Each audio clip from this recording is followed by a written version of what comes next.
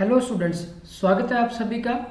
आज के इस वीडियो लेक्चर में हम क्लास 10 मैथमेटिक्स चैप्टर 6 जिसका नाम है ट्रायंगल या फिर त्रिभुज, इसके पार्ट 2 वीडियो में बहुत कुछ नया सीखेंगे।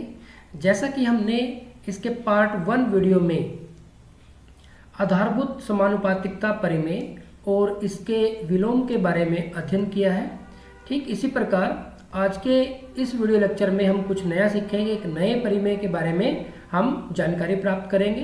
तो उम्मीद करता हूं कि आपको समरूप आकृतियां क्या होती हैं इसके बारे में बहुत अच्छे से पता होगा। समरूप और सर्वांगसम आकृतियों में क्या अंतर है और दो बहुभुजों की समरूपता की कसौटी या नियम क्या है, जो कि आपने पिछले वीडियो में पार्ट 1 वीडियो में पढ़ा है। हम सबसे पहले बात करते हैं कि जो त्रिभुज हैं, जो समरूप त्रिभुज हैं, उसके लिए क्या नियम या क्या कसौटी है। तो दो त्रिभुजें समरूप होंगी यदि उनके जो संगत कोण हैं कैसे हों, बराबर हों। एक तो ये नियम है। अब संगत कोण का अर्थ, जैसे कोण ए है वो कोण डी के इक्वल हो, इसी तरह से कोण बी कोण ई के इक्वल हो और कोण सी कोण एफ के इक्वल हो। एक तो ये कंडीशन होगी। इसके साथ साथ इनकी जो संगत भुजाएं हैं वो भी समानुपात में हों।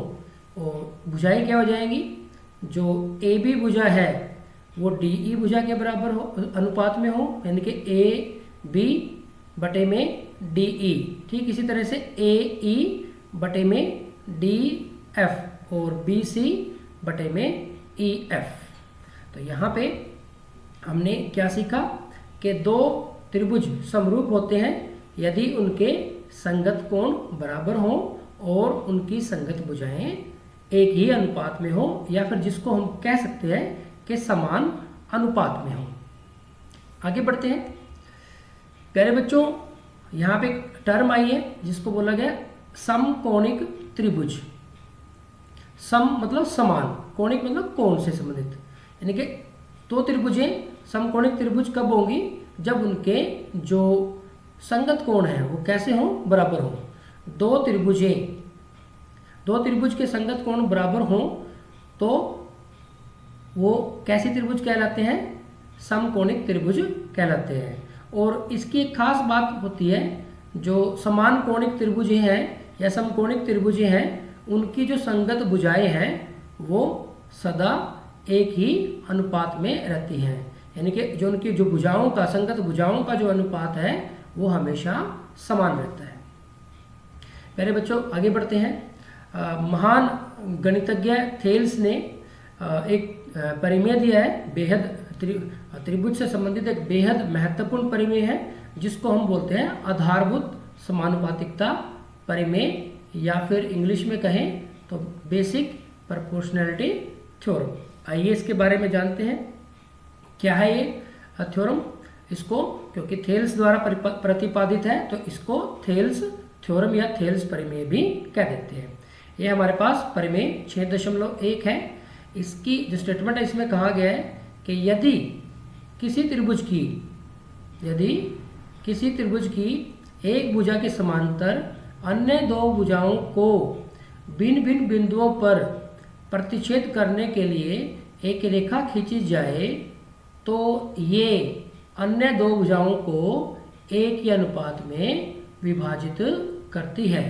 मीन्स अगर हम कोई भी एक त्रिभुज ले लें, इस तरह से हमें कोई भी एक त्रिभुज ले लें, जैसे हम इसको ए बी सी मान लें अगर, तो इस त्रिभुज में किसी भी एक भुजा के समांतर कोई रेखा खींचे हम, मान लो देखो हम यहाँ पे बी सी के समांतर डी ई खींचते हैं तो ये अन्य दो भुजाओं कौन कौन सी, ए बी और ए सी को एक ही अनुपात में विभाजित करती है, यानी कि ए डी क्या होगा हमारे पास, ए डी बटे में डी बी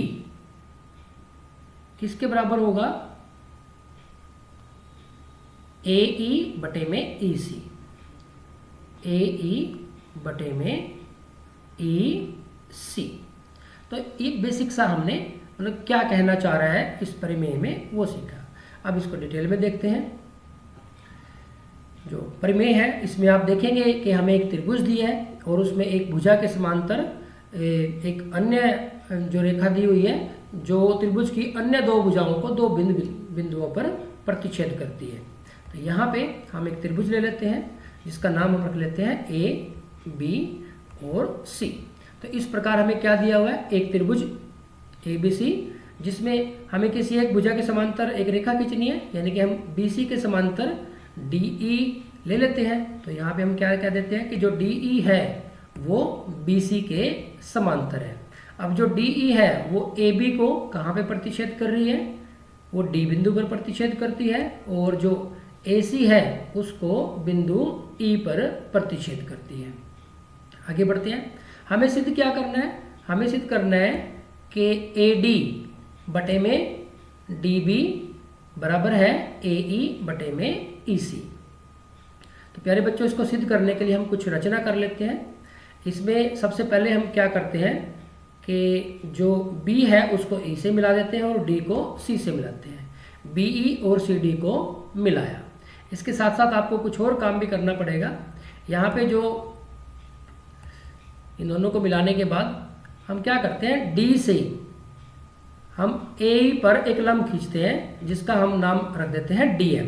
तो DM हमने लंब खींच दिया है किस पे, AE पे भी कह सकते हैं आप इसको, AE पे, और देखो AE AC का ही पार्ट है तो AC पे भी आप इसको कह सकते हैं।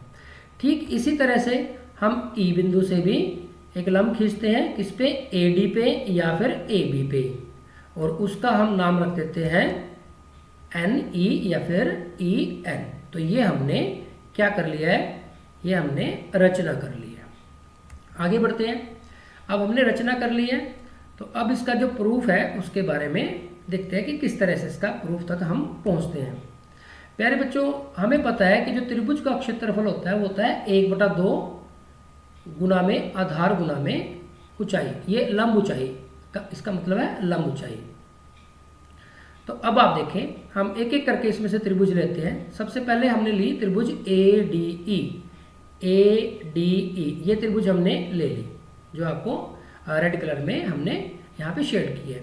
अब आप इसमें देखें कि अगर हम AD को इसमें आधार मान लें, AD को आधार मान लें तो इस पे जो लंब है वो NE या EN है, ठीक है। तो ये ऊंचाई हो जाएगी। तो इसका क्षेत्रफल क्या हो जाएगा, इसका क्षेत्रफल 1/2 गुना में आधार हमने क्या मान लिया AD, और जो लंब ऊंचाई है ये हमारे पास क्या होगी EN, NE भी लिख सकते हैं EN भी लिख सकते हैं, ठीक है प्यारे बच्चों। तो हमने त्रिभुज के क्षेत्रफल का जो सूत्र है वह यहाँ पे यूज कर लिया। अब इसी प्रकार से आगे बढ़ते हैं। अब हमने त्रिभुज ले ली BDBE, ये वाली त्रिभुज ले ली जो हमने अभी ब्लू कलर में शेड किया है। अब ठीक इसी तरह से अगर हम इसका आधार BD ले लें तो देखो इसमें ऊंचाई कहीं नहीं है, लेकिन जैसे BD को आगे तक बढ़ाएंगे तो ये AB का ही पार्ट है और AB पे लंब कौन है, EN ही है।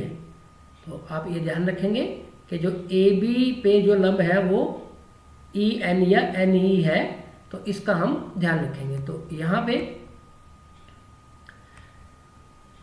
इसके केस में क्या हो जाएगा, 1/2 आधार अगर हमारे पास हो जाएगा BD और जो ऊंचाई है वो हो जाएगी EN या NE।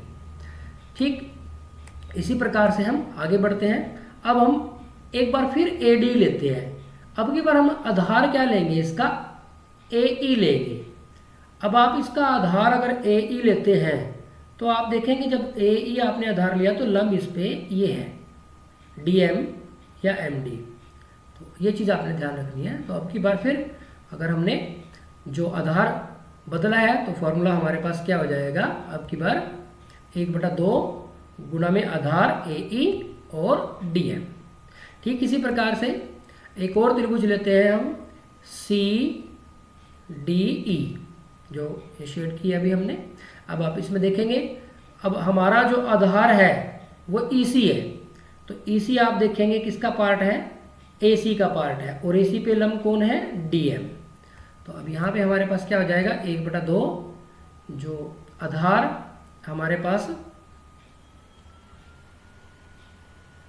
AEEC, देखो आधार हमारे पास क्या है, EC, तो आधार हमारे पास है ये E है, EC, ठीक है। और लंब कितना हो गया, DME हो गया।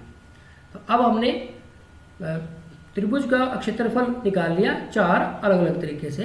इसमें जो त्रिभुज ADE है वो हमने 2 बार ली है, और एक त्रिभुज DBE ली है और एक CDE ली है। अब हम इन त्रिभुजों के क्षेत्रफल का अनुपात निकालते हैं।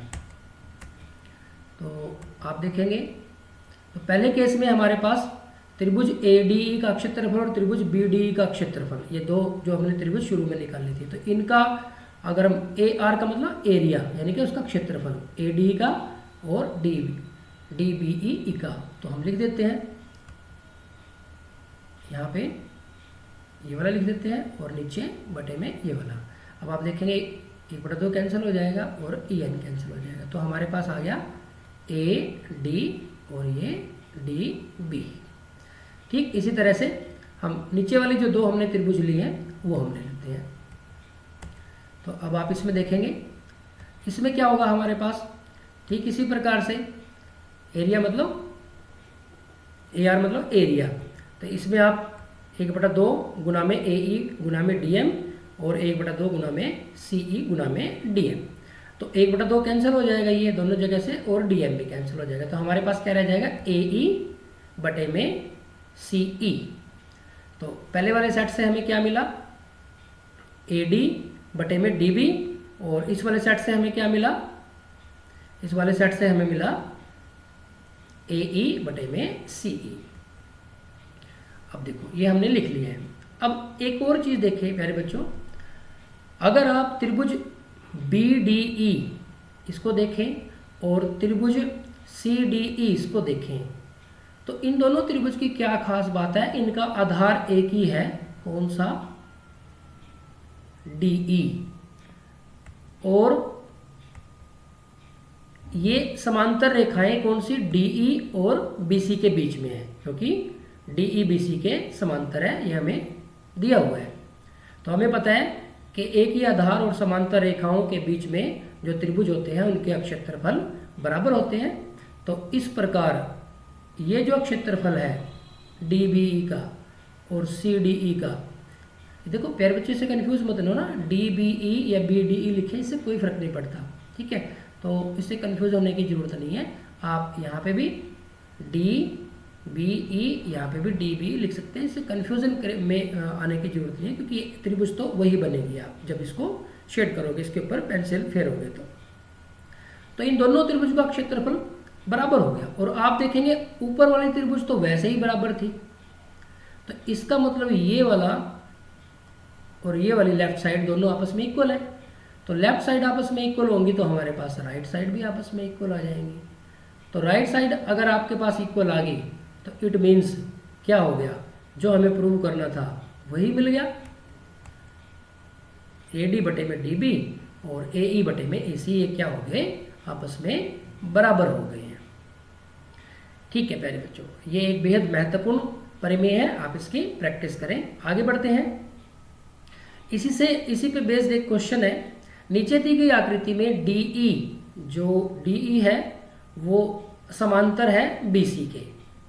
अब देखो प्यारे बच्चों, अगर DE समांतर है BC के, तो इसका मतलब जो AE बटे में EC और AD बटे में DB ये आपस में क्या होंगे, बराबर होंगे। तो EC का हमें मान ज्ञात करना है, क्योंकि ये हमारे पास समांतर है, तो हम लिख सकते हैं कि AE बटे में EC बराबर होगा AD बटे में DB। अब AE कितना है, 21 सेंटीमीटर, EC कितना है, इसका मान हमें निकालना है, और यहाँ पे कितना आ जाएगा, AD ये हमारे पास 15 है और ये हमारे पास DB 30 है। तो अब आप देखें, तो हमें क्या करना है, EC का मान निकालना। अब कई तरीके से आप इसको सोल्व कर सकते हैं। तो पहले आप इन दोनों की क्रॉस मल्टीप्लाई कर लें। तो 15 गुना में EC बराबर है 21 गुना में 30 हो जाएगा।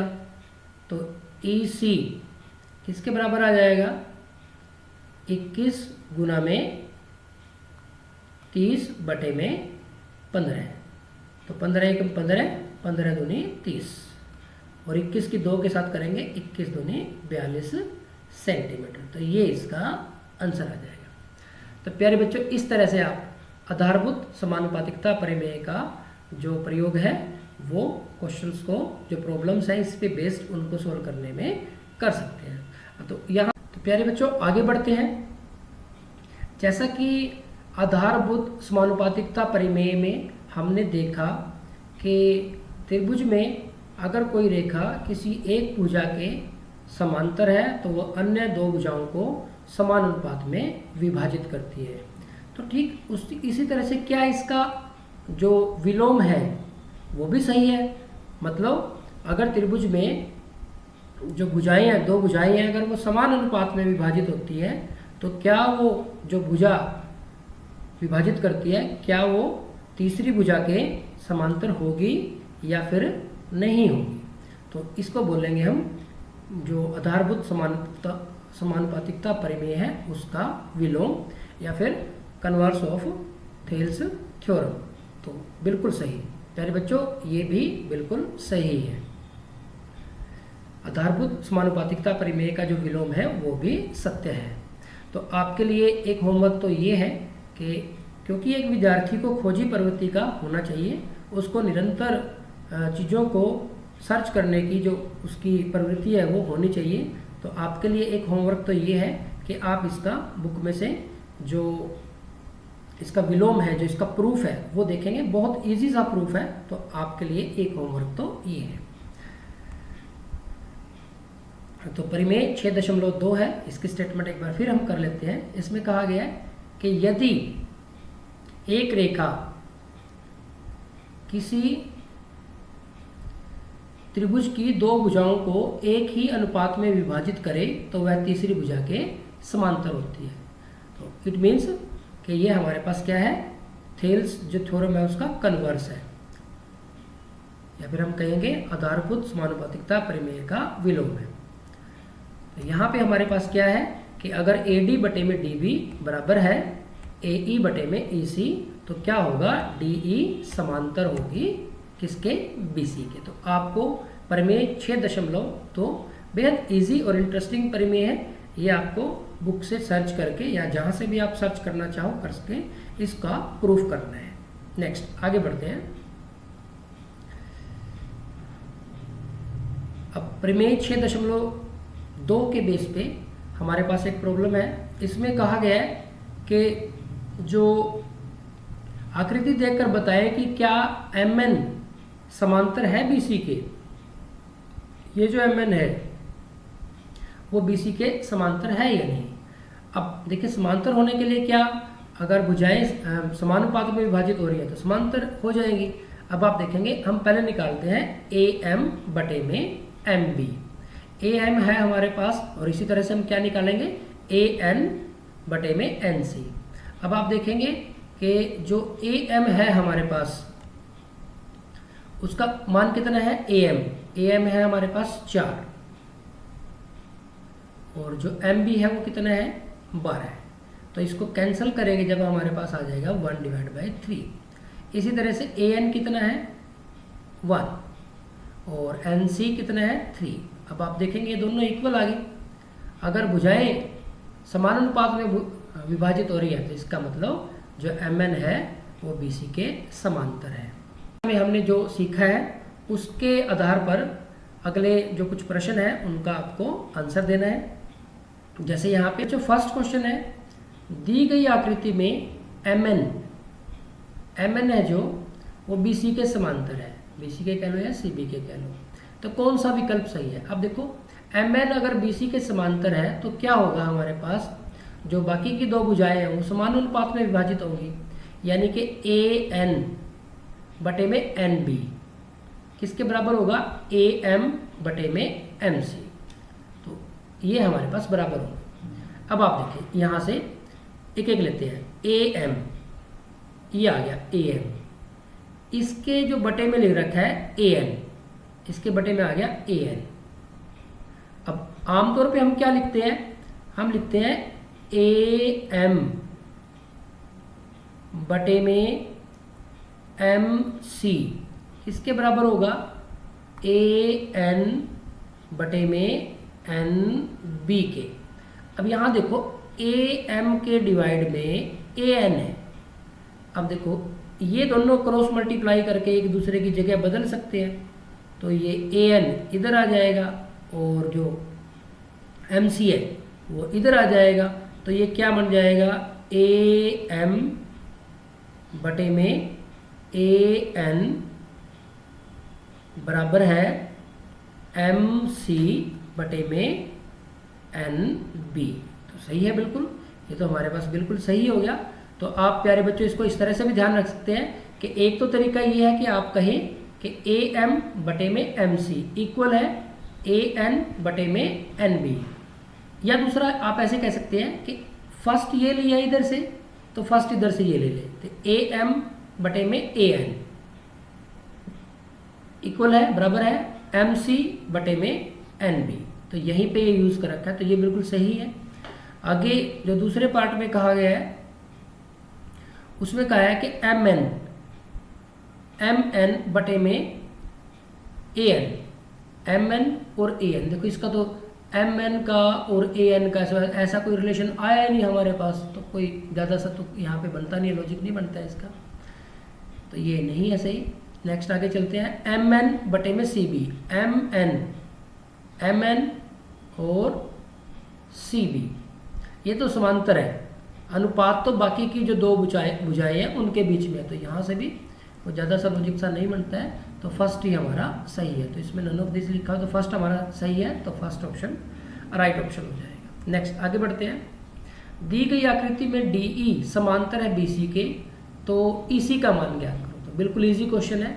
अब जब डी ई समांतर है तो ई सी को यहाँ पे इसने एक्स भी मान रखा है, तो जो भुजाएं समानुपात में होंगी, यानी कि ए डी बटे में डी बी किसके इक्वल होगा, ए ई बटे में ई सी के। तो हम लिख सकते हैं 3 बटे में 15 बराबर है 4 बटे में x। तो आर पार गुणा करते हैं, 3x बराबर है 15 की और 4 की करेंगे तो, या फिर ऐसे लिख दो 15 गुना में 4, x बराबर है 15 गुना में 4 बटे में 3, 3 एकम 3, 3 पंजे 15 है, तो x का मान आ गया 5 चौके 20। तो 20 आप इसमें ढूंढ लें, हाँ यहाँ पे 20 है सी विकल्प में, तो ये हमारे पास राइट ऑप्शन हो जाएगा। नेक्स्ट आगे बढ़ते हैं, एक और क्वेश्चन है, दी गई आकृति में ए बी 2 सेंटीमीटर है, ठीक है, लिखा हुआ है ए सी 1 सेंटीमीटर है, ठीक है, ये भी आ गया हमारे पास। बी डी ये 6 सेंटीमीटर है और सी ई 3 सेंटीमीटर है। अब ये दे रखे हैं। अब प्यारे बच्चों ये देखो, ये जो भुजा है ना बी सी और इसके और डी ई के बीच में रिलेशन कब होगा, जब ए बी बटे में बी डी और ए सी बटे में सी ई इसका अनुपात समान हो जाएगा, तो फिर बी सी समांतर हो जाएगी डी ई के। तो चेक करते हैं, ए बी हमारे पास 2 है और बी डी हमारे पास 6 सेंटीमीटर, तो कैंसिल करेंगे तो 1/3 आ जाएगा। ए सी हमारे पास 1 सेंटीमीटर है और सी ई 3 सेंटीमीटर, ठीक है, बराबर आ गए हमारे पास।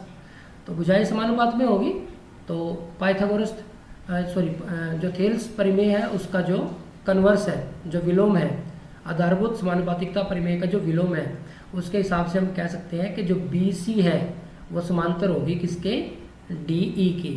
तो बी सी समांतर है डी ई के। देखो इसमें कौन सा विकल्प है हमारे पास, बी विकल्प में बी सी समांतर है डी ई के। तो प्यारे बच्चों आज के इस वीडियो लेक्चर में हमने सीखा कि आधारभूत समानुपातिकता परिमेय क्या है, ठीक इसके साथ साथ इसका विलोम क्या है और इनसे संबंधित जो प्रश्न है। तो इसके बेस पे अब आपके लिए ये होमवर्क है, आपको इसकी प्रैक्टिस करनी है। प्यारे बच्चों, जितनी ज़्यादा आप प्रैक्टिस करेंगे उतने ही मैथ्स विषय पे आपकी जो कमांड है वो मजबूत होती चलेगी।